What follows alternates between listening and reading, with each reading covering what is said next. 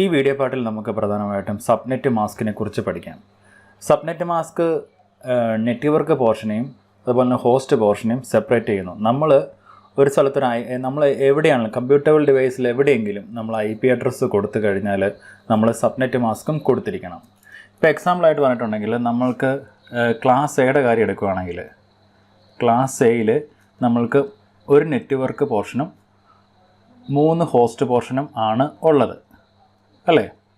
അപ്പോൾ ഈ subnet mask എഴുതുമ്പോഴത്തേനും network portion 255 ആകും, ബാക്കി ഹോസ്റ്റ് പോർഷൻ എല്ലാം 0 ആകും.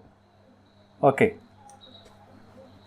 ഇനി ക്ലാസ് ബി എടുക്കുകയാണെങ്കിൽ നമ്മൾക്ക് എത്ര നെറ്റ്വർക്ക് എത്ര ഹോസ്റ്റ് പോർഷനാണ് ഉള്ളത്? ക്ലാസ് ബി എടുക്കുകയാണെങ്കിൽ 2 നെറ്റ്വർക്ക് പോർഷനുമുണ്ട്, 2 ഹോസ്റ്റ് പോർഷനുമുണ്ട് അല്ലേ. അപ്പോൾ ഈ നെറ്റ്വർക്ക് പോർഷൻ്റെ അവിടെ 255 ആകും, ഹോസ്റ്റ് പോർഷൻ്റെ അവിടെ 0 ആകും. ക്ലാസ് സിയുടെ കാര്യം എടുക്കുമ്പോൾ 3 നെറ്റ്വർക്ക് പോർഷനും 1 ഹോസ്റ്റ് പോർഷനുമാണ് ക്ലാസ് സിയിലുള്ളത്. അപ്പോൾ നെറ്റ്വർക്ക് പോർഷനൊക്കെ 255 ആകും. ഡോട്ട് കൊണ്ട് സെപ്പറേറ്റ് ചെയ്യണം. 255 ഇവിടെ നെറ്റ്വർക്ക് പോർഷൻ 255, ഹോസ്റ്റ് പോർഷൻ എന്തായി? 0 ആയി.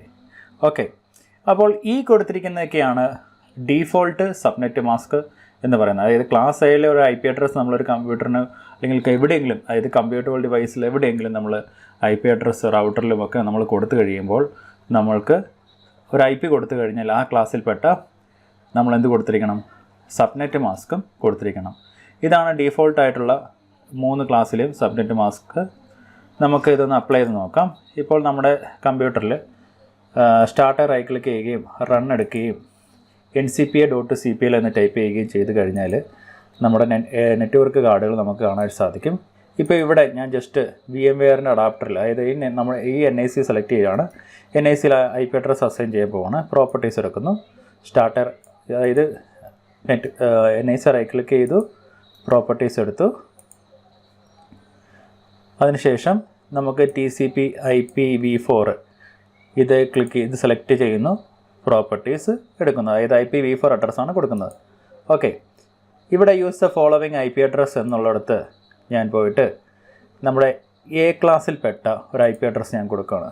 10.1.1 എന്ന് പറഞ്ഞ് കൊടുത്തു. ഇപ്പോൾ ഇവിടെ സബ്നെറ്റ് മാസ്ക് എന്നുള്ളിടത്ത് ഞാൻ ജസ്റ്റ് ക്ലിക്ക് ചെയ്യുമ്പോൾ ഇവിടെ ഓട്ടോമാറ്റിക്കായിട്ട് വരുന്നുണ്ട്. അതായത് ഓട്ടോമാറ്റിക്കായിട്ട് വരുന്ന ഇത് ഡീഫോൾട്ട് സബ്നെറ്റ് മാസ്ക് ആണ്.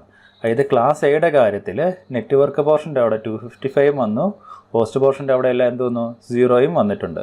ഓക്കെ, അപ്പോൾ ഇതാണ് ക്ലാസ് എയുടെ കാര്യത്തിൽ. ഇനി ക്ലാസ് ബിയിൽപ്പെട്ട ഒരു IP അഡ്രസ്സ് നമുക്ക് കൊടുത്തു നോക്കാം.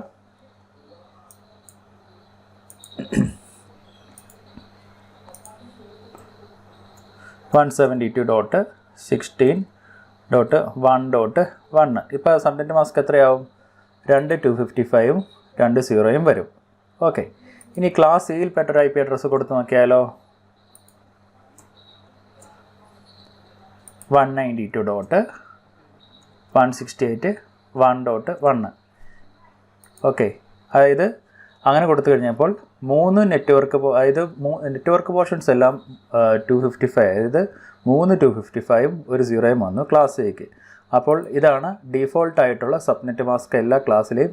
അപ്പോൾ നമ്മളൊരു IP അഡ്രസ്സ് കൊടുത്തു കഴിഞ്ഞിട്ടുണ്ടെങ്കിൽ നമ്മൾ സബ്നെറ്റിംഗ് ഒന്നും ചെയ്തിട്ടില്ല എന്നുണ്ടെങ്കിൽ, സബ്നെറ്റിംഗ് ചെയ്യുകയാണെങ്കിൽ നമ്മളുടെ ഈ ഹോസ്റ്റ് പോർഷൻ്റെ അവിടുത്തെ വാല്യൂ ചേഞ്ച് ആകും. അത് സബ്നെറ്റിംഗ് എന്നുള്ള വീഡിയോസിനകത്ത് കാണിക്കുന്നുണ്ട്. സബ്നെറ്റിംഗ് ഒന്നും ചെയ്തിട്ടില്ല എന്നുണ്ടെങ്കിൽ എന്നുള്ള കാര്യം കമ്പ്യൂട്ടർ മനസ്സിലാക്കി കൊടുക്കണമെങ്കിൽ, അല്ലെങ്കിൽ ആ കമ്പ്യൂട്ടബിൾ ഡിവൈസിന് മനസ്സിലാക്കി കൊടുക്കണമെങ്കിൽ നമ്മൾ എന്ത് ചെയ്യണം? ഇങ്ങനെ കറക്റ്റായിട്ട് സബ്നെറ്റ് മാസ്ക് കൊടുത്തിരിക്കണം. ഓക്കെ, ഈ ഹോസ്റ്റ് പോർഷനിൽ വാല്യൂസ് ചേഞ്ച് ചെയ്താണ് നമ്മൾ, അതായത് ഹോസ്റ്റ് പോർഷനിലുള്ള ബിറ്റുകളെ നമ്മൾ നെറ്റ്വർക്ക് പോർഷനോട്ട് മാറ്റിയിട്ടാണ് സബ്നെറ്റിംഗ് ചെയ്യുന്നത്. അപ്പോൾ ഇവിടെ ഡീഫോൾട്ടായിട്ട് C ക്ലാസ്സിൽ 3 255 ഒരു 0 വരും.